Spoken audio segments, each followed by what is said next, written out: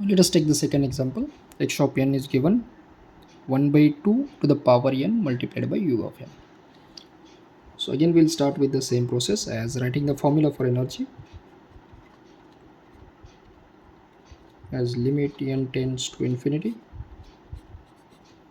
summation minus 2 plus n और ये है mod x of n का square. Let's write the given signal. So we'll be getting 1 by 2 raised to n into u of n mod square. अब यहाँ पर again दो signals है, एक तो 1 by 2 रेज टू एन और दूसरा है यू ऑफ एन. तो यू ऑफ एन का प्रॉपर्टी तो हमें पता है, इसका एम्पलीट्यूड 1 होता है. I will be writing it one more time. U of n amplitude 1 for n greater than 0 and it is 0 for n less than 0. Always remember this is an important property.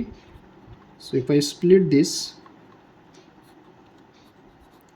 from a period of minus n to minus 1, this is u of n square. ये plus अब start करेगा 0 से plus n और ये वाला term as it is 1 by 2 raised to n u of n. This is mod square.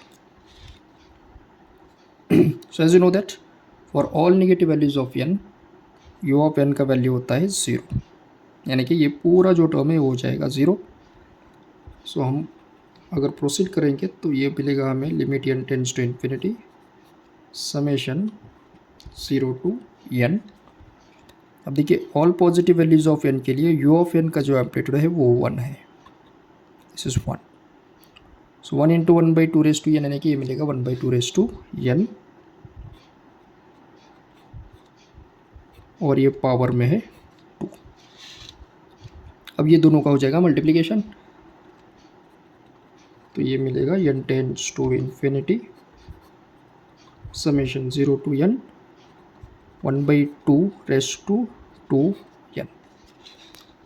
अब 1 by 2 का square तो हमें पता है, इट इज़ 1 by 4. तो हम इसको लिख सकते हैं as summation 0 to n 1 upon 2 raised to sorry it is 1 by 4 raised to n, क्योंकि 1 by 2 का स्क्वायर होता है 1 by 4. ओके. अब अगर हमें यहाँ से सिंप्लीफाई करना है तो एक फॉर्मूला यूज़ करना चाहिए, जो कि समेशन का एक फॉर्मूला होता है as summation 0 to infinity a raised to n होता है 1 upon 1 1 minus a. अब ये जो अगर देखेंगे तो लिमिट 0 टू इन्फिनिटी है और यहाँ पर 0 टू n है, लेकिन n टेंड्स टू इन्फिनिटी दिया है. So if I write n as infinity तो ये वाला मिलेगा 0 to infinity 1 by 4 raised to n. So if you write this formula, we'll be getting the answer as 1 upon 1 minus 1 by 4.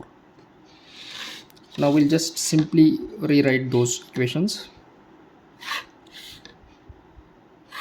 so that we'll get finally the answer as energy is equal to, we have to simplify this 4 minus 1 और ये 4 numerator में जाएगा, तो directly आप लिखेंगे this is 4 divided by 3. So the energy is 4 by 3 joules, यानी कि energy जो है वो फाइनाइट है. ओके. अब हम चेक करेंगे power. So the equation power as limit n tends to infinity 1 upon 2n plus 1 समेशन माइनस 2 प्लस n और ये है मॉड x ऑफ n का स्क्वायर. यस. अब ये तो हमने अभी सॉल्व किया है. दिस एंटायर टर्म हमें मिला है 4 by 3. So will write it directly limit n tends to infinity 1 upon 2n plus 1 into ये वाला है 4 by 3. अब हमें करना क्या है, तो n is equal to infinity यहाँ पर सब्सटीट्यूट करेंगे, तो ये मिलेगा 1 upon 2 into infinity plus 1 into 4 by 3. 2 into infinity तो इन्फिनिटी होता है, this term will be 1 upon infinity plus 1 into 4 by 3. ये हम डायरेक्टली भी लिख सकते हैं, लेकिन कन्फ्यूजन दूर करने के लिए हम ये लिखेंगे 1/∞+1। तो ∞+1 इन्फिनिटी होता है, infinity into anything infinity. So the answer is power is infinite. So if you check the condition, as per the definition, a signal is said to be energy signal if it has finite energy and, sorry, we have made a mistake, this is 1 by, ये हमें मिलेगा 1 divided by infinity into 4/3।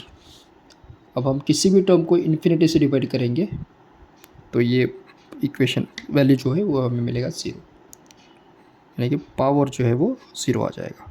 It's as good as 4 divided by 3 into infinity is infinity, और 4 divided by infinity 0 मिलेगा। Okay, so power is 0। So you know that energy is equal to 4/3 है और power जो है वो 0 है। It shows the given signal is an energy signal as per the definition. As energy finite है और power 0 है, तो ये हो जाएगा हमारा energy signal. So this is about the second question on how to find or how to check whether it is energy or power signal. Okay, thank you.